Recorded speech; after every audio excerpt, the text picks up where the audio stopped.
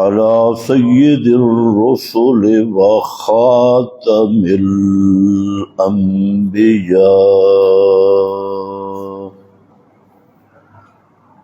أما بعد فأعوذ بالله من الشيطان الرجيم.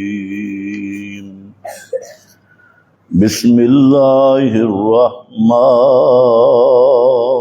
الرحيم.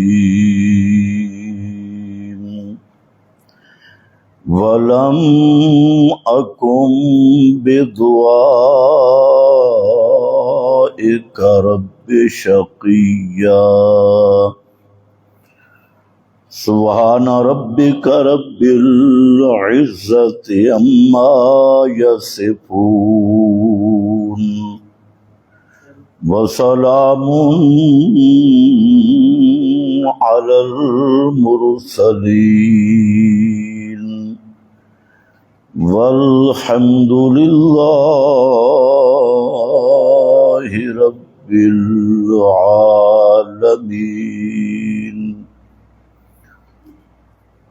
انتہائی قابل قدر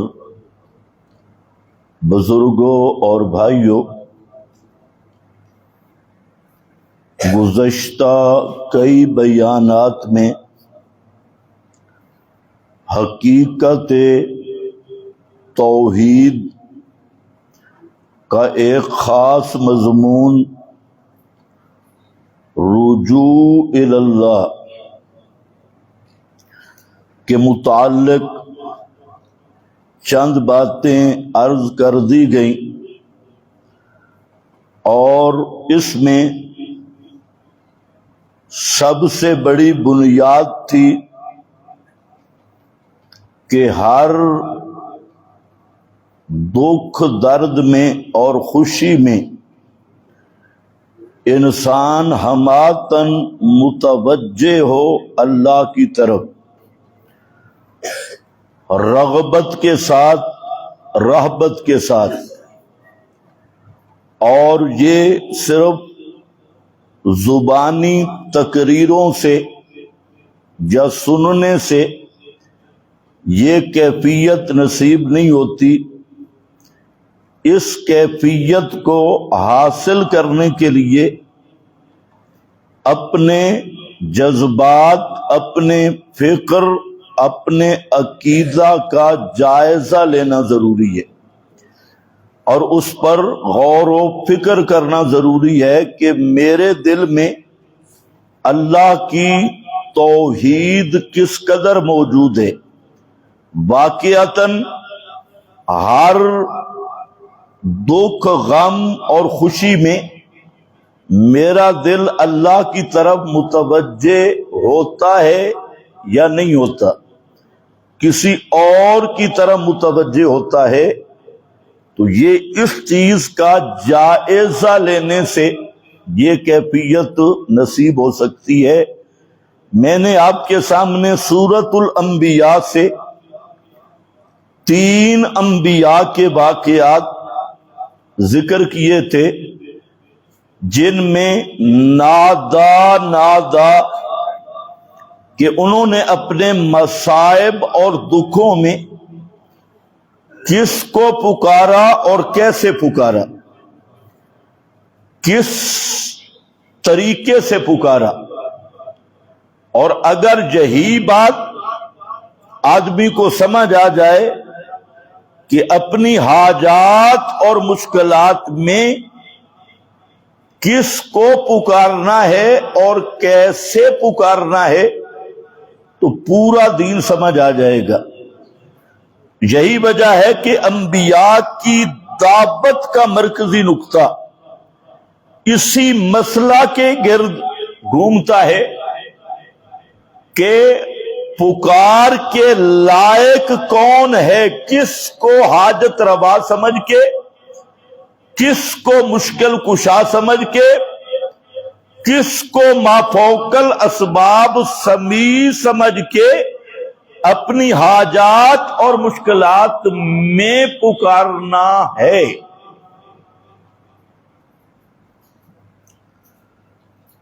آج بھی یہی مسئلہ سمجھ نہیں آ رہا.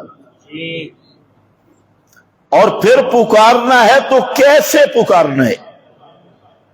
ساتھ کوئی واسطے دینے ہیں، کوئی 5 تن پاک کا، کوئی 12 کا، کوئی 14 معصوموں کا، حضرت علی کا، کسی ولی کا، کسی زندہ کا، کسی مردہ کی دھمکی بھی ساتھ ملانی ہے. یہ دھمکی ہے کہ اگر کام نہ میں فلانے کو بتاؤں فلانے کو بتاؤں تو یہ دھمکیوں والی دعا کرنی ہے یا کوئی اور طریقہ ہے دعا کا؟ تو اللہ نے نبیوں کی دعائیں ذکر کی. حضرت زکریا علیہ السلام کی دعا کا مضمون لمبا ہو گیا، 2 جمعے اس پہ لگ گئے. آج ہم اس کو پورا کرتے ہیں. حضرت زکریا علیہ السلام اللہ کے جلیل القدر پیغمبر ہے اور 120 سال کے قریب عمر ہو گئی، بیٹا نہیں ملا. 120 سال مانگ رہے ہیں. آج کل تو ڈپو کھلے ہیں نا مزاروں پہ، فلانے بابے کی قبر پہ آؤ مردہ بیٹا دے گا. واہ، مردہ جو خود مر گیا، بیٹا مردہ دے گا جس کے اپنے یتیم بچے دنیا میں رہ گئے اور مرنے کے بعد ان کے سر پہ ہاتھ بھی نہیں پھیر سکتا اور اپنے یتیم بچوں کو بھی جواب نہیں دے سکتا. وہ اس کلمہ گو مشرک کو بیٹے عطا کرے گا. بیٹیاں اور بیٹے ڈبے بیڑے تار دیندے نے، تر گئے نے. رات الرٹ جاری ہوا کہ باؤ سلطان کا مزار بھی خطرے میں ہے. ایک دفعہ پہلے ڈوب چکا ہے. اب جو حضرت سلطان باؤ رحمت اللہ علیہ کی قبر ہے یہ حقیقی قبر نہیں ہے. جو اصل قبر تھی وہ دریا لے گیا. موجودہ نقلی قبر ہے جہاں پر عرس شرس لگتی ہے. یہ حضرت سلطان باہو کی اصلی قبر ہی نہیں. تو یہ بناوٹی ہے. لوگوں نے وہاں پر بکرے چھترے، نظر نیازیں، منت منوتیاں، تو ایک کھانے پینے کا پروگرام بنایا. ادھر بنیر میں بنیری بابا تھا، اس پہ بھی پانی چڑھ گیا. بنیر بابا مشکل کشا اپنے کمرے کو نہیں بچا سکا، اوپر پانی چڑھ گیا. ادھر دریا سب بابوں کو اڑا کے لے گیا. ہمارے کلور کوٹ میں 7 مشکل کشا بنائے ہوئے تھے اور 7 بابے تھے. سمندر تلو بڑا تے بابا نو اتو چاہ کے مارا، سارے گئے. شرک کے اڈے ختم. اب کہتے کیا ہیں جی؟ اچھا اللہ کی مسجدیں بھی تو ڈوب جاتی ہیں. اے بے ایمانو، شرم نہیں آتی تمہیں یہ مثالیں دیتے؟ عام سی بات ہے. پہلی بات ہے کہ اللہ وہ ذات ہے فعال لما یرید، لا یسأل عما یفعل وہم یسألون. فرمایا اللہ پہ کسی کو قیاس نہ کرنا. لیسا کمثلہ شیء، اس کی تو مثال ہی کوئی نہیں. اور فرمایا مشرکو لا تضربوا للہ الامثال، اللہ کی مثالیں مت دینا. اب ایک آدمی کہے میں نماز نہیں پڑھتا، کیوں؟ اللہ نہیں پڑھتا. ٹھیک ہوگا نا؟ کیا خیال ہے؟ ایک آدمی کہتے ہیں میں نماز اس لیے نہیں پڑھتا کہ اللہ خود بے نماز نہیں پڑھتا. یہ مثال صحیح ہوگی؟ ایک آدمی کہتے ہیں میں روزہ اس لیے نہیں رکھتا کہ اللہ خود روزے دار نہیں. میں حج نہیں کرتا، اللہ حج نہیں کرتا. یہ مثال ہے. یہ مثالیں تم لے کے لوگوں کے سامنے آئے اور تمہیں یہ نہیں پتا کہ وہ رب ہے، وہ خالق ہے اور اس نے یہ کائنات بنائی ہے ابتلاء اور امتحان پر. اور مسجدیں تیری بنائی ہوئی ہیں، اس کی بنائی ہوئی نہیں. قسمن تو نے بنائی ہے، تو نے اپنی طرف سے بنائی ہے۔ تو اللہ نے سیلاب بھیجنے والا کون ہے؟ اللہ۔ اور یہ کیا ہوتا ہے؟ ابتلاء اور امتحان۔ تو اس نے کائنات خلق الموت والحیات لیبلوکم ایکم احسن عملا۔ اس لیے یہ بہانہ بنانا، ایک آدمی خنزیر کھائے اور کہے کہ خنزیر بھی تو اللہ نے پیدا کیا ہے نا، بکری بھی تو اللہ نے پیدا کی، خنزیر بھی اللہ نے پیدا کیا۔ ایک آدمی کتا کھائے اور پھر مثال دے کہ بھائی گائے حلال ہے، وہ بھی اللہ نے پیدا کی، کتا بھی اللہ نے پیدا کیا ہے نا، وہ بھی میں کھانا شروع کروں؟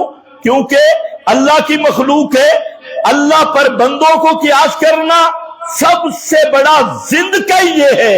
اللہ وہ ہے جس کی مثل بھی نہیں، جس کی ند بھی نہیں، جس کی ضد بھی نہیں۔ کیسے مسیح تہیں ڈوب جان دیا، واہ واہ، کیسی مثال۔ نمبر 2 یہ کہ اللہ کو تو نے چھوڑا کیوں تھا؟ کہ اللہ دیر کرتا ہے، بابا ذرا ایڈوانس کر دیتا ہے، یہی تھا نا۔ بابے کو پکڑا کیوں تھا؟ اس کو پکارا کیوں تھا؟ کس نظریہ کے ساتھ؟ کہ اللہ کو پکارے، اللہ میری سنتا نہیں، بابا ایڈوانس سنتا ہے، یہ جلدی سنتا ہے۔ اس لیے کہ تو نے بابے کو پکڑا تو پھر بابے کو بھی اللہ پر قیاس کرے تو بے ایمانہ، پھر اللہ کو چھوڑ کے بابے کو پکڑا کیوں؟ پتہ نہیں تمہیں سمجھ بھی آئی ہے کہ نہیں؟ بابے کو تو نے مشکل کشا پکڑا تھا کہ اللہ نہیں کرتا تھا، تیرے عقیدے کے مطابق اللہ نہیں کرتا، بابا کر کے دیتا ہے۔ یہ سیڑھیاں نے، پوڑیاں نے، اور کوٹھے تے چڑھنا ہوئے پوڑیاں دی لوڑ پوندی ہے، تے تیری پوڑی خود ہی ڈوب گئی، تے چڑھے گا کس پہ؟ سیڑھی تو خود بھی ڈوب گئی۔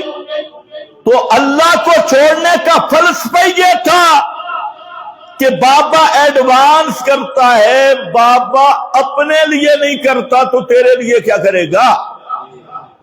اپنا مزار بابا نہیں بچا سکتا، اپنے مریدوں کو ساری چرس بھی ڈوب گئی، بھنگ بھی اوپر جو نیک ولی اللہ چرسی بیٹھے ہیں بھنگی مزاروں پہ، وہ بھی ساری گئی۔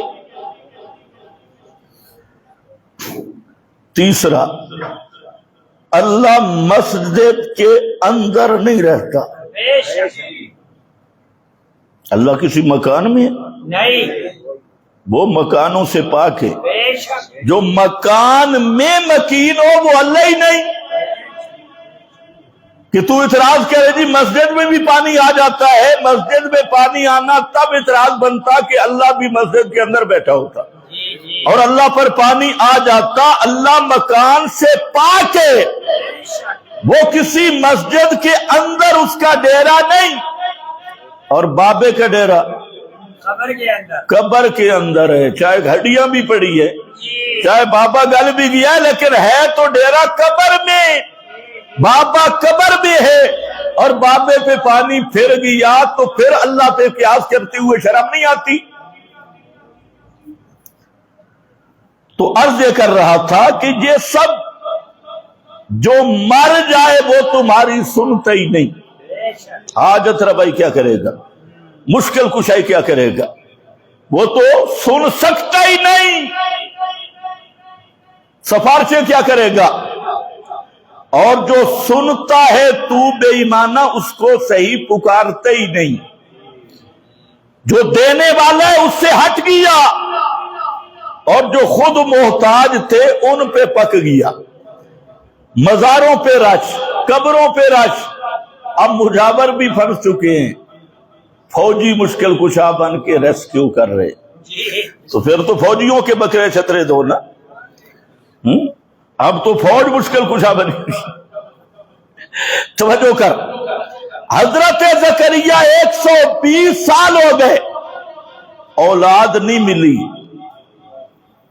اپنا بیٹا نہیں، دعا کر رہے ہیں، دعا کا ایک حصہ آپ سن چکے ہیں، اور دعا میں کیسے دعا کر رہے ہیں؟ قال رب، عرض کی اے میرے پروردگار، رب رب حضرت زکریا سے پہلے بھی نبی گزرے، کسی نبی کا واسطہ نہیں، وسیلہ نہیں، ڈائریکٹ کہتے ہیں یا ربی، اے میرے پروردگار، اے میرے پالنہار، مجھے پیدا کرنے والے، انی بہن العظم منی، بے شک میں کمزور ہو گئی ہڈیاں میری، واشتعل الراس شیبا، اور میں اتنا بوڑھا ہو گیا کہ بڑھاپے کی وجہ سے میرا سر بھی شعلے مار رہا ہے، بڑھاپا بالوں سے بھی چمک رہا ہے، شیبن، پہلے اللہ کے ناموں کو پیش کیا، رب یا رب، یہ ہے طریقہ مانگنے کا۔ ایک تو حضرت زکریا نے کس کو پکارا؟ صرف اللہ کو، پہلا مسئلہ۔ دوسرا، کیسے پکارا؟ اللہ کے اسماء حسنہ کے ساتھ، یا رب انی بہن العظم منی، اپنی لاچاری ذکر کی، اپنی عاجزی ذکر کی کہ اللہ میں بوڑھا ہو گیا ہوں۔ اللہ کو پتہ نہیں تھا حضرت زکریا بوڑھے، تو کیوں ذکر کر رہے ہیں؟ اپنا عجز بتا رہے ہیں، اور بتا رہے ہیں اللہ میرے اسباب ختم ہو گئے، اولاد کا موسم جوانی ہے، بیوی بھی صحت مند ہو، مرد بھی صحت مند ہو، جوانی بھی ہو، تو یہ اسباب ہوتے ہیں اولاد کے حصول کے۔ میں خود بوڑھا ہو گیا، میری بیوی پہلے سے ہی بانجھ ہے، وہ اولاد کے قابل ہی نہیں ہے۔ مطلب کیا ہے؟ اللہ میرے اسباب ختم ہو گئے، اور جب اسباب نہیں تو من لدنکا بلا توسط اسباب ما فوق الاسباب، پکارے جانے کے لائق تو ہے، اس لیے میں تجھ سے مانگ رہا ہوں، مجھے بیٹا عطا کر دے، مجھے بیٹا عطا کر دے۔ اور حوالہ دیکھو دیتے، فرماتے ہیں بَلَمْ أَكُمْ بِدُعَائِكَ رَبِّ شَقِيًّا۔ اس کے دو معنی ہیں۔ ایک معنی یہ ہے کہ میرے پروردگار بیٹا تو نے نہیں دیا، میری حالت یہ پہنچ گئی، لیکن میں نے بھی تیرا دروازہ نہیں چھوڑا، اور میں بدبخت نہیں ہوں۔ بدبخت وہ ہے جو تجھ سے بدظن ہو جائے، جو تیرا دروازہ چھوڑ کے قبروں پہ چلا جائے، تیرا دروازہ چھوڑ کے غیر اللہ کو پکارنا شروع کر دے۔ میں تو نے بیٹا اولاد تو نے نہیں دی، لیکن میں تیرا دروازہ چھوڑ کے بدبخت تو نہیں ہوا، بیٹھا تو تیرے دروازے پہ ہوں۔ آج تو چند دن گزر جائیں، کبھی زندہ کے دربار پہ، کبھی مردہ کے دربار پہ، کبھی تعویذ لکھانے والے اس کوڈو کے پیچھے، کبھی قبر میں چھپے ہوئے مردے کے پیچھے، اور نہیں تھے 10 محرم کے گھوڑے کے پیچھے، گھوڑے کے پیچھے، گھوڑی کے پیچھے یہ بیٹے اولادیں مانگی جا رہی ہیں۔ حالانکہ قرآن نے نسکتی سے فیصلہ کیا۔ یہ میرے پاس سورہ شورا ہے، اس میں اللہ فرماتے ہیں للہ ملک السماوات والارض، للہ ملک السماوات والارض، اوے کائنات والو للہ۔ اسلام کو علام للاختصاص کہتے ہیں۔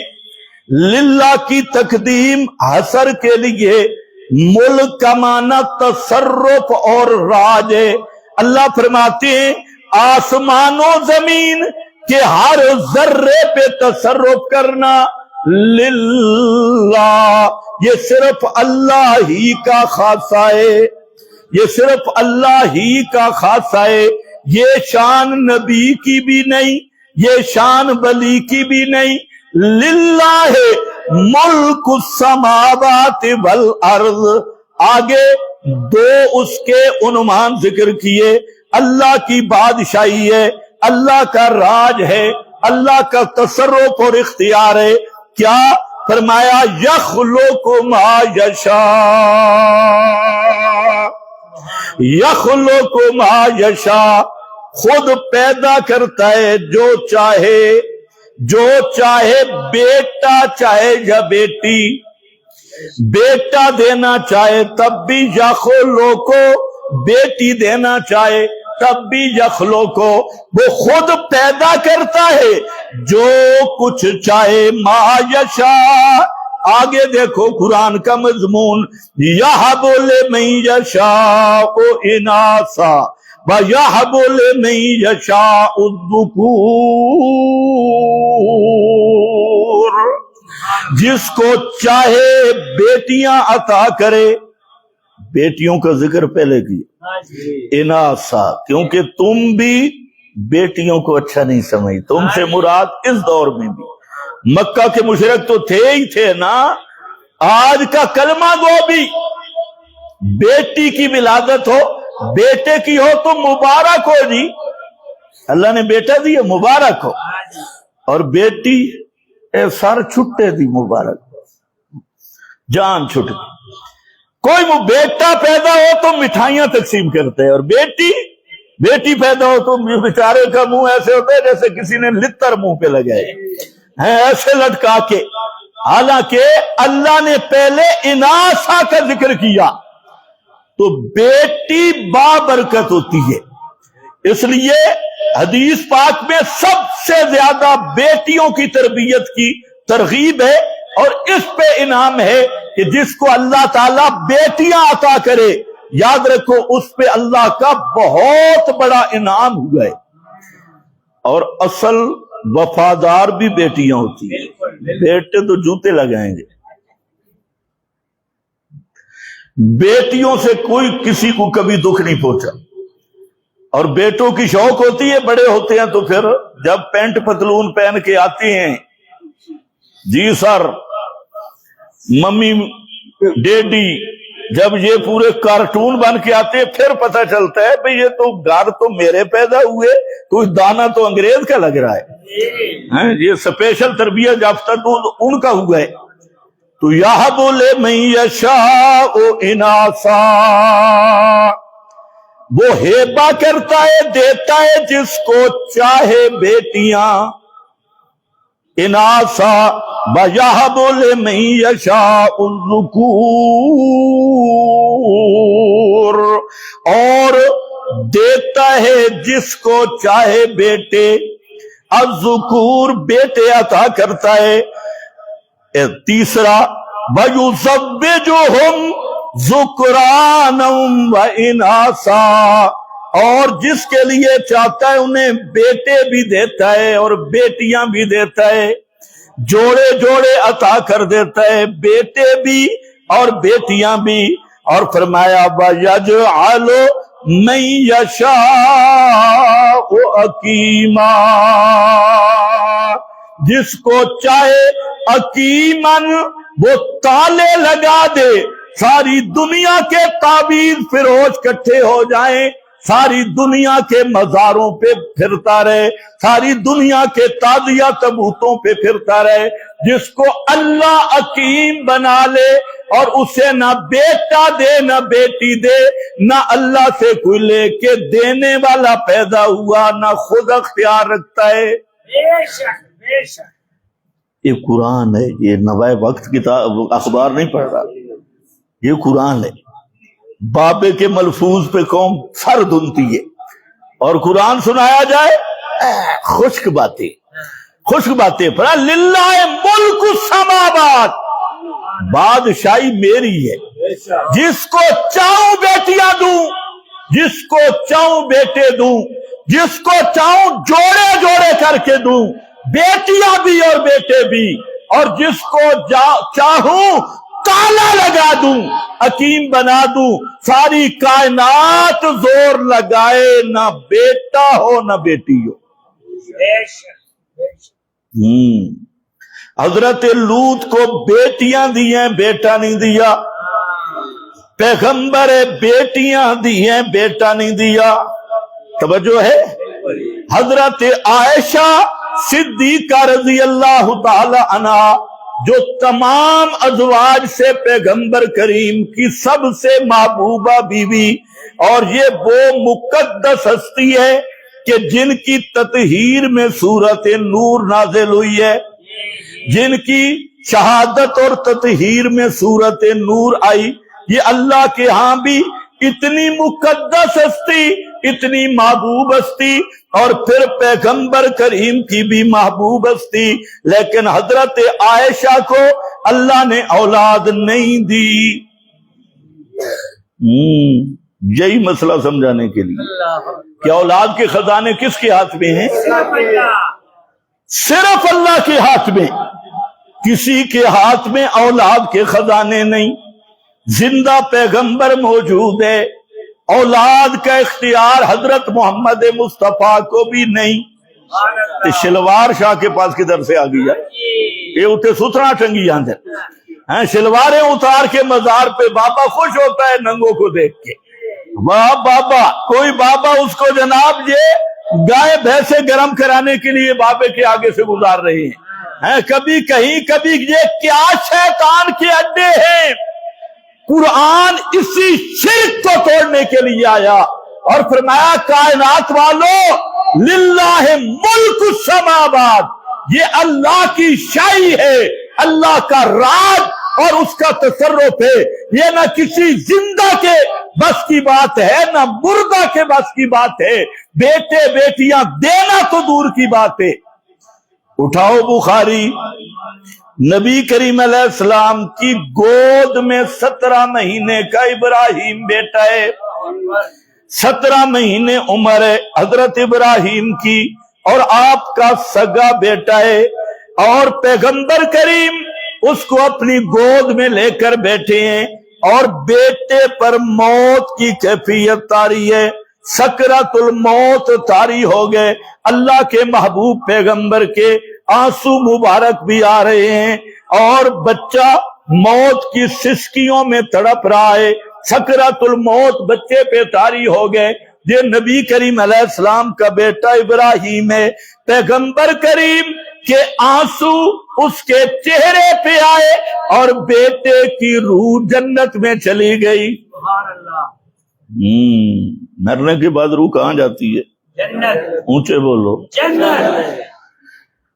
بعد میں ایک دفعہ نبی پاک نے فرمایا بعد میں کہ ان لہو مرضعا فی الجنہ، یہ بھی بخاری میں ہے کہ اس نے دودھ نہیں پیا تھا نا، پورا 17 مہینے تھے، تو اللہ نے جنت میں اس کے لیے دودھ کا انتظام کر دیا ہے۔ ان لہو مرضعا فی الجنہ۔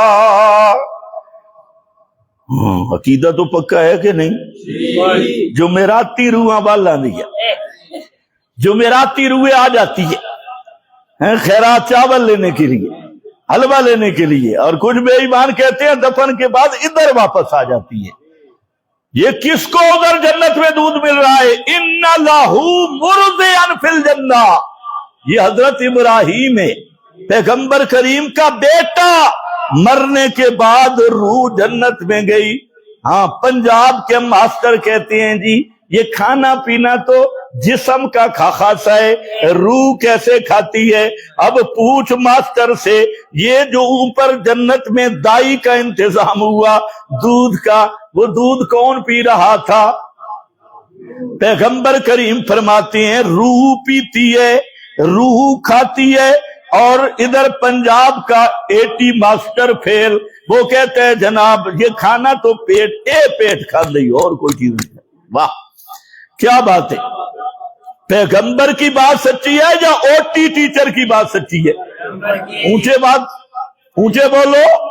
پیغمبر کریم نے فرمایا تاکلوا من ثمارہا، ان کی روحیں جنت کے پھل کھاتی ہیں، تشرب من انہارہا، ان کی روحیں جنت کے پانی، نہروں کا پانی روحیں پیتی ہیں۔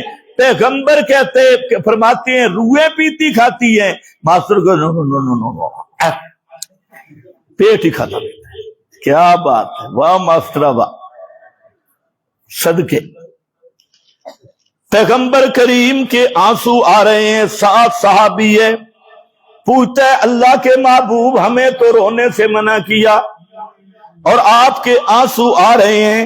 فرمایا یہ بے اختیار رونا، آنکھوں پہ قبضہ نہ ہو اور آنکھیں بہ پڑیں. ایک ہے با اختیار رونا، بابیلا کرنا، سینہ کو بھی کرنا، ماتم کرنا، گھوڑا نکالنا، جلوس نکالنا، وہاں پر جناب آگ پہ چلنا اور سینہ کو بھی کرنا. فرمایا من ضرب الخدود وشکل جیوبا فلیس منا، جو اس طرح کے ماتم کرے کہ اپنے منہ پہ بھی تھپڑ مارے اور اپنے گریبان بھی چاک کرے، سروں پہ مٹیاں ڈالے، اس طرح کا ماتم کرنے والا فرمایا لیس منا، اس کا میں محمد سے کوئی تعلق نہیں، وہ میری امت کا فرد ہی نہیں ہے. اور ایک رونا وہ ہے کہ بے اختیار آنسو نیچے آ جائیں. فرمایا یہ تو اللہ کی رحمت ہے. پیغمبر کریم پھر جملہ کہتے ہیں، فرماتے ہیں ان العین تدمع والقلب یحزن، کہ میرے بیٹے ابراہیم میرا دل تو زخمی رہے گا، میری آنکھوں سے آنسو تو آئیں گے، ما نقول، لیکن زبان پہ ہمارے ایک ہی جملہ ہوگا، انا للہ و انا الیہ راجعون.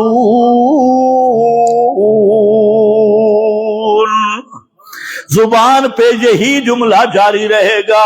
پیغمبر کا اپنا بیٹا پیغمبر کی گود میں دنیا سے چلا گیا، تے تیرے موئے پہ پتر پہ دین دن، تیرے 10 محرم دے خسی گھوڑے پتر پہ دین دن، اور تیرے ملنگ مشکل کشائیں.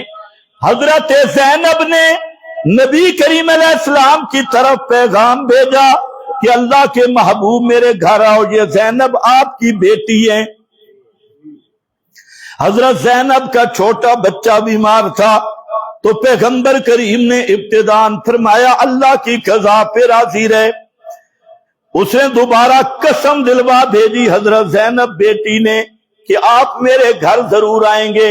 نبی کریم علیہ السلام حضرت زینب کے گھر پہنچے اور بیٹا حضرت زینب کا بیٹا آپ کا نواسا ہے، وہ آپ نے اپنے ہاتھوں پہ بیٹے کو اٹھایا. تمہیں کیا کہتے ہیں پیر سارا کچھ کر دینے. ہاں ادھر تو مسئلہ یہ ہے جناب، بڈھی آ گئی، بڈھی ہر جھوٹ میں بڈھی آئی، اور پیڑے کی بیٹا تھا وہ بھی مر گیا. شیخ جیلانی نے جمپ لگایا اور تیسرے آسمان پہ ابھی اسرائیل پہنچا تھا اور پیچھے سے لگائی اور تھیلا روحوں والا اس سے چھین لیا اور 3.25 لاکھ بندے کی روحیں تھی، سارے زندہ ہو گئے. خطیب، واہ خطیب. ادھر تو جناب شیخ جیلانی پیچھے سے کک لگا کے تھیلے روحوں والے چھین لیتے ہیں، اور ادھر پیغمبر رو رہے ہیں. پیغمبر کا نواسا ہے، حضرت زینب کا بیٹا ہے، اور جب ان پہ موت آ گئی پیغمبر کریم فرماتے ہیں میری بیٹی اب تعزیت آ رہی ہے. کیا آ رہی ہے؟ بولو کیا آ رہی ہے؟ تعزیت. تعزیت وہ نہیں جو لوگ کرتے ہیں، یہ تعزیت نہیں. تو اب یہ تعزیت آ رہی ہے. فرماتے ہیں اس بیری، اے میری بیٹی صبر کرنا، بہتا سے بھی، اور ثواب کی نیت کرنا، صبر کرنا، ثواب کی نیت کرنا. اِنَّ لِلَّهِ مَا أَخَذَ وَلَهُ مَا أَعْطَى.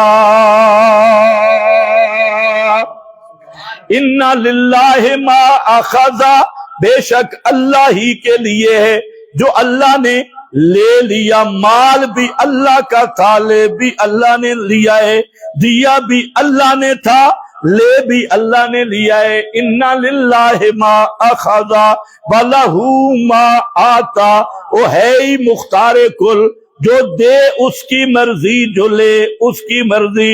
اس کی تقدیر میں ہمارا کوئی بس نہیں چلتا. یہ تعزیت کے لفظ کہے. بے شک بے شک. चलो दरमियान में बात आ गई, हम बुनेर गए तो बाद साथियों ने मुझे कोई बताया कि बाद चबल चबल लोग वो कह रहे हैं जी इन्होंने बुनेर जाकर हाथ उठा के ताजियत पे दुआ की। बड़े कज़्ज़ाबीन, शर्म आनी चाहिए इनको। हमने तो पूरी जिंदगी इस बिदत का मुकाबला किया, हर जगह पे मुकाबला किया, हम सारे लोग नाराज किए और इन रस्मों बिदत के साथ बाइकाट किया।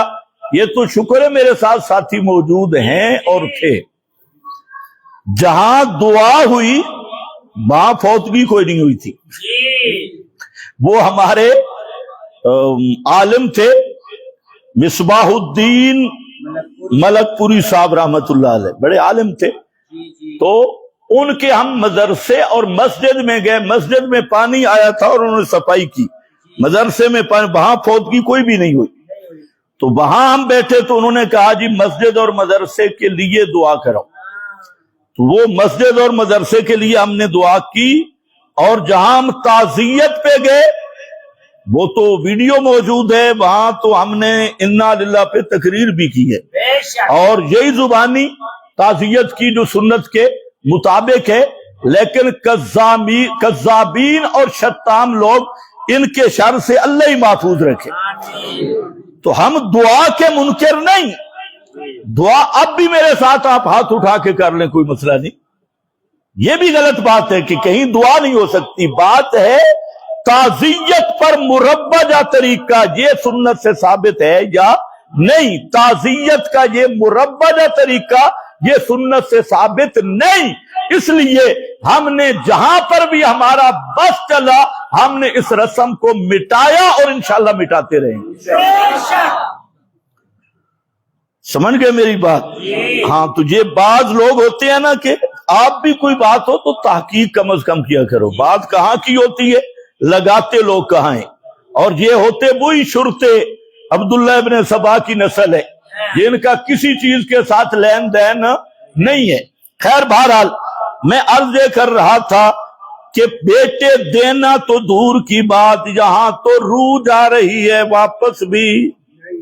हाँ, इजराइल थैले छीन रहा है और तीसरे आसमान पे वो जाके क्रिकेट खिला रहे हैं बेईमान और कहते हैं अंडी लगाई फला किया फला किया। अब आ मेरा भाई, अल्लाह फरमाते हैं ये बेटे बेटियां देना ये सिर्फ मेरी शान है। लिल्लाहि मुल्कु समावाति वल अर्द। हजरत ज़करिया ने बेटा मांगा, क्यों मांगा उसकी वजह भी बयान कर दी। फरमाते हैं मेरे अल्लाह मुझे औलाद दे दे।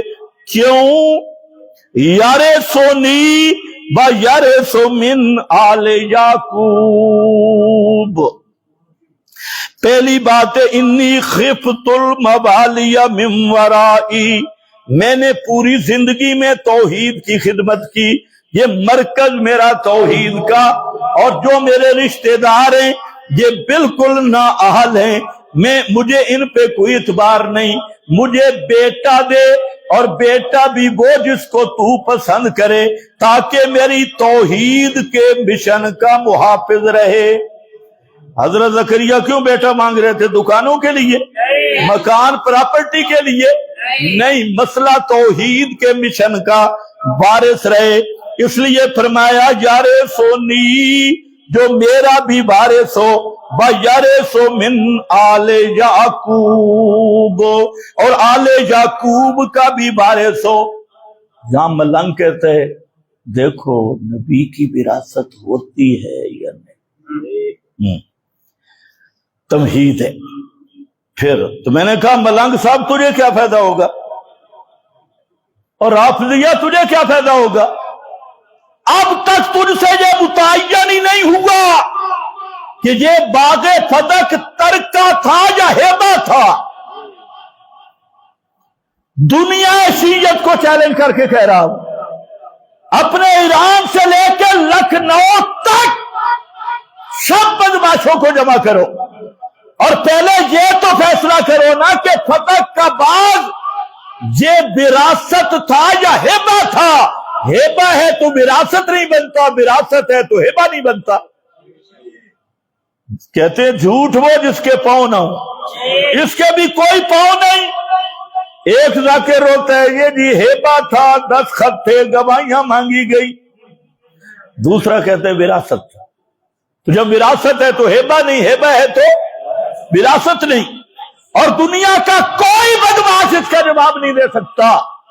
کہتے ہیں حضرت فاطمہ حضرت صدیق کے پاس حق مانگنے گئی تھی، تو میرا ایک سوال ہے دنیا رافضیت سے کہ ہمت کرو، 2 جواب کہ خلیفہ برحق نہ ہو، خلیفہ ظالم ہو اور امام ظالم ہو، اور نہ حق خلیفہ سے اپنے حق کا مطالبہ کرنا حلال ہے یا حرام ہے؟ تو نہ کہو۔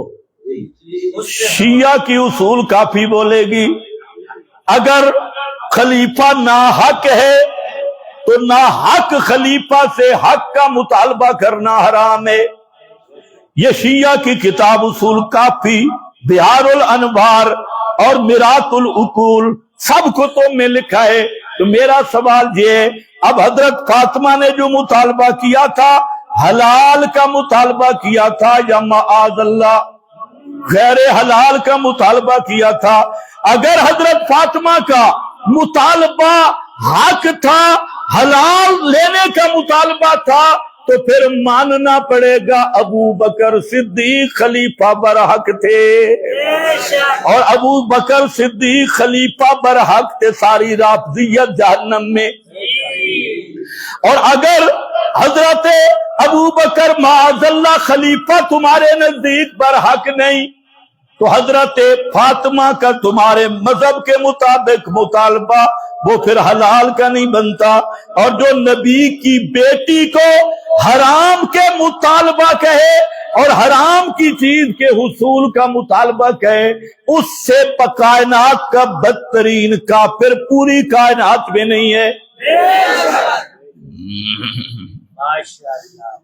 تو وراثت ہو یا نہ ہو، تجھے کیا ملے گا یار سونی؟ دوسرا یاد رکھو، وراثت ہے۔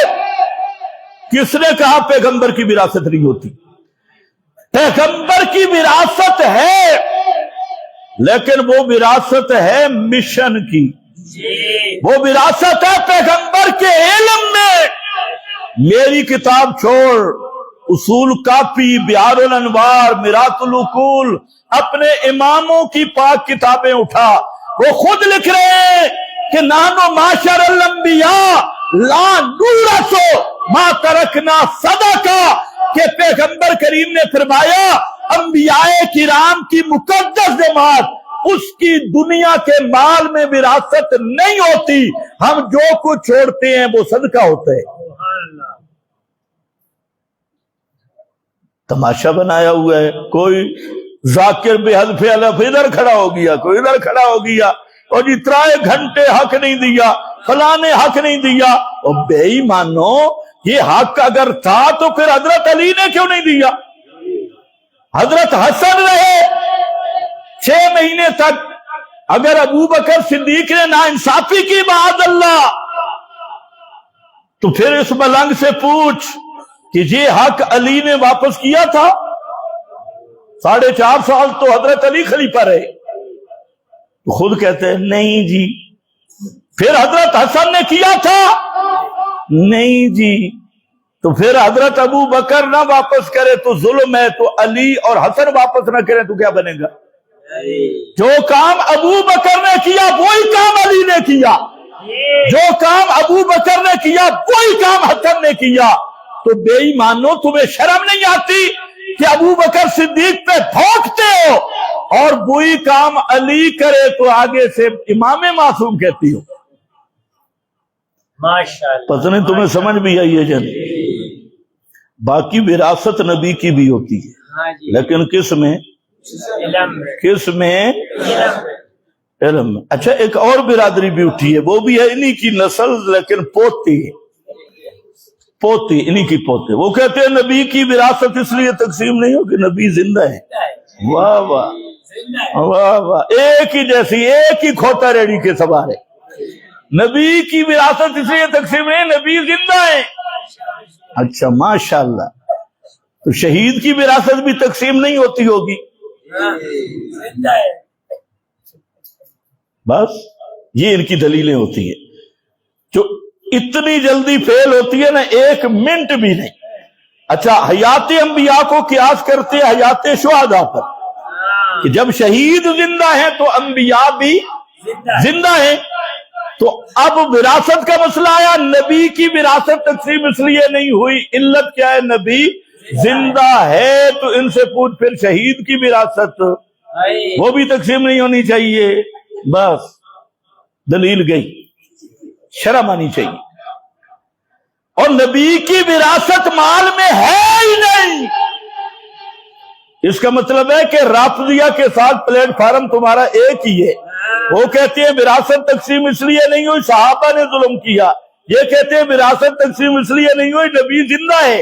مطلب ہے وراثت مال میں ہے صحیح، اس پر رافضی للڑ بھائی بھائی، لیکن سن لو اہل سنت کا مذہب یہ ہے کہ پیغمبر کی مال میں وراثت ہوتی نہیں۔ اسی لیے جب حضرت فاطمہ رضی اللہ تعالیٰ عنہ کی بات پہنچی ابو بکر صدیق کے پاس، تو حضرت صدیق اکبر نے فرمایا کہ اے فاطمہ، میرا مال بھی تجھ پہ قربان، میری جان بھی تجھ پہ قربان، تو میرے نبی کی بیٹی ہے۔ لَقَرَابَةُ رَسُولِ اللَّهِ أَحَبُّ إِلَيَّ مِنْ ان اصل من قرابتی۔ ابو بکر صدیق نے عرض کی کہ حضرت فاطمہ بطول جنت، مجھے رب کی قسم میرا مال بھی، ذاتی مال اور میری اولاد بھی، سب تمہارے گھرانے پہ قربان۔ جو چیز تجھے ضرورت ہے میں دینے کے لیے تیار، لیکن جو مسئلہ پیغمبر کی امانت کا ہے، تیرے بابے کا فرمان یہ ہے۔ اور حضرت علی نے بھی اس کی شہادت دی، حضرت عباس نے بھی شہادت دی، اور تمام صحابہ کرام نے شہادت دی کہ تیرے بابے کا حکم یہ ہے کہ میرا جو مال بھی ہوگا وہ بیت المال کا حصہ ہوگا، وہ صدقہ ہوگا، اور اس سے اسی طریقے پہ جاری رہے گا جو پیغمبر کی زندگی میں جاری رہا۔ حضرت فاطمہ نے جب بابا کی بات سنی، اچھا ویسے تمہارا کیا خیال ہے، حضرت فاطمہ نبی پاک کی متبع تھی یا نہیں؟ تمہارا عقل کیا کہتا ہے؟ بالکل ہی، بالکل۔ اچھا، حضرت صدیق نے حضرت فاطمہ کے سامنے جو حدیث پیش کی تھی وہ کیا پیش کی تھی؟ حضرت فاطمہ کے بابے کی حدیث۔ جی بالکل۔ آپ ایمان سے بتائیں حضرت فاطمہ اس پہ ناراض ہو سکتی ہیں؟ نہیں۔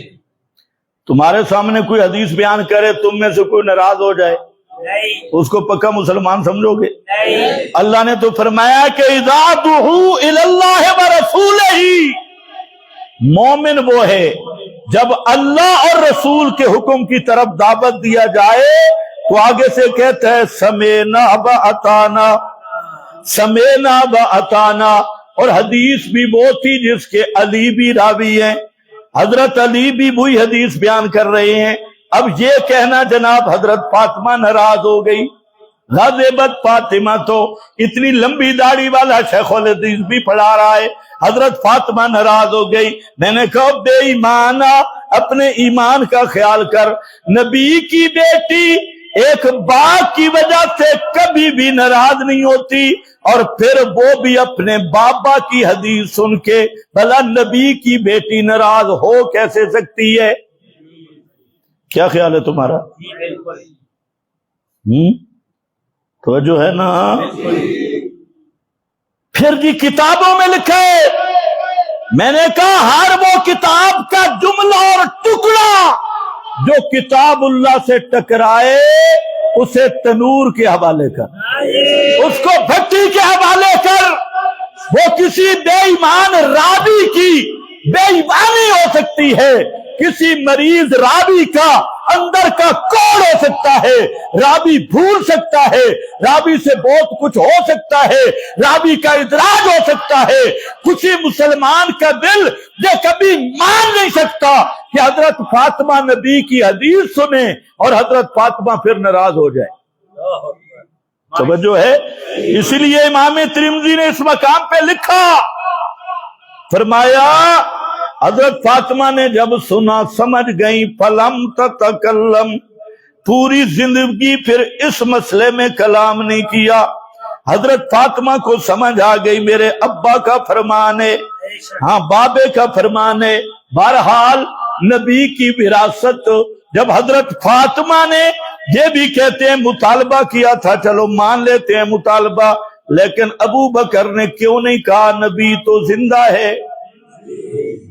لڑ برادری، پتہ لگا ابو بکر صدیق بھی پکا مماتی، مطالبہ کرنے والی بھی، اگر ان کا عقیدہ ہوتا نبی زندہ ہے مطالبہ کرتے، اگر علی کا عقیدہ ہوتا کہ پیغمبر زندہ ہے تصدیق کرتے، حضرت عباس کا عقیدہ ہوتا زندہ ہے تصدیق کرتے، یہ سارے صحابہ تصدیق کر رہے ہیں، ادھر تم کہتے ہو مطالبہ ہو رہا ہے، ادھر کہتے ہو وراثت تقسیم اس لیے نہیں ہو کہ نبی زندہ ہے۔ واہ واہ کیا بات ہے، توجہ کر۔ میں نے کہا کذابو، جھوٹ نہ بولو، پیغمبر کی وراثت تقسیم ہوئی، لیکن جس طرح باپ کی وراثت تب ملتی ہے کہ نسباً حلالی ہو، پیغمبر کی وراثت تب ملتی ہے کہ روحانی حلالی ہو۔ روحانی کیا ہو؟ جس کی نسبت توحید والی ثابت ہو، تو جو روحانی حلالی ہے اس کو نبی کی وراثت مل گئی۔ بے شک بے شک۔ تو اب تمہاری قسمت، جو کہتے ہیں تقسیم نہیں ہوئی وہ بھی بیچارے سچے ہیں، ان کی قسمت ان کو ملی نہیں۔ پیغمبر کی وراثت ہے ترکت فیکم امرین، دو چیزیں چھوڑ کے جا رہا ہوں، کتاب اللہ و سنت، یہ نبی کا ترک ہے۔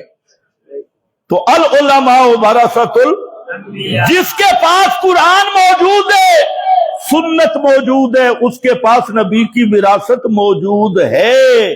کیوں کہتا ہے تقسیم نہیں ہوئی؟ اور جس کے پاس المحند ہے، اصول کافی ہے، اپنے بڑکیرے بابوں کے قول کٹورے ہیں، اور اس پہ مذہب کی بنیاد رکھتا ہے، وہ نسباً حلالی نہیں، اس لیے اس کو نہ قرآن مل سکتا ہے نہ سنت مل سکتی ہے۔ وہ ساری زندگی احتجاج کرے کہ وراثت تقسیم نہیں ہوئی، جو پیغمبر کا ترکہ تھا وہ تقسیم ہوا ہے، اور وہ کتاب اللہ کی صورت میں یہ میرے سامنے ہے، سنت کی صورت میں یہ میرے سامنے ہے۔ آپ سمجھ بھی گئے جو اوپر گئے؟ تو حضرت زکریا کیا کہہ رہے تھے؟ میرا بھی وارث بنے، آل یعقوب کا بھی وارث بنے۔ اگر عقل ہو جہاں پر بھی سمجھ آتی ہے، اگر یہ وراثت تھی دکان کی، مال کی، زمین کی، تو حضرت زکریا کا بیٹا باپ کا تو وارث بن سکتا ہے، آل یعقوب کا وارث حضرت زکریا کا بیٹا کس اصول سے بنے گا؟ آل یعقوب کی زمین کا وارث زکریا کا بیٹا بنے گا؟ تو معلوم ہوتا ہے یہ مال والی وراثت نہیں ہے جو نسب پہ چلتی ہے، یہ وہ دین والی وراثت ہے، دینی وراثت جس میں روحانی نسب چلتا ہے، جسمانی نسب نہیں چلتا، کسی قوم کا بھی ہو، لیکن عقیدہ صحیح ہو تو وہ میرے نبی کا وارث ہے۔ یہی حضرت زکریا مانگ رہے تھے، میرا بھی وارث بنے، آل یعقوب کا بھی وارث بنے، وَاجْعَلْهُ رَبِّ رَضِيًّا، اللہ اس کو اپنا پسندیدہ بنا، اس کو ایسے بنا کہ تجھے پسند آ جائے۔ اب اللہ کو کیسے بندہ پسند آتا ہے یہ انشاءاللہ اگلے جمعے پہ واقع ہوگا۔